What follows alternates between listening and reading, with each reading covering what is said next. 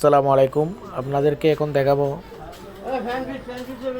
এই নির্বাচনের ভোট কেন্দ্রে যাওয়ার আগে যে স্লিপটা দরকার হয়, ভোটার ক্রমিক নম্বর, ভোট এইসব যাবতীয়, ওইটার জন্য আপনাদেরকে বের করতে হলে আপনারা নিজেদেরটা বের করতে পারবেন।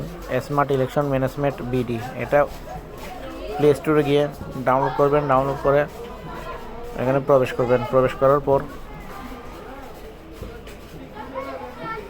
জাতীয় সংসদ নির্বাচন লেখা আছে, এটাতে ক্লিক করবেন।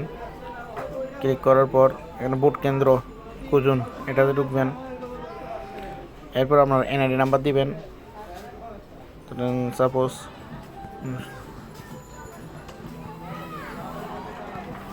দিয়ে আপনার জন্ম তারিখটা দিয়ে দিবেন।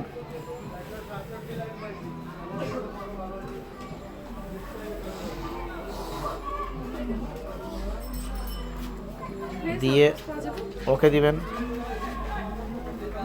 কি দিয়ে চার্জ দিবেন। এরপর চলে আসলো। এইভাবে করে আপনি একটা কাগজে লিখে নেবেন বা স্ক্রিনশট দিয়ে রাখবেন। কাগজে লিখে নিয়ে গেলে হবে। তো যারা যারা জানেন না তাদেরকে সহযোগিতা করুন, লাইক কমেন্ট শেয়ার করে। ধন্যবাদ সবাইকে।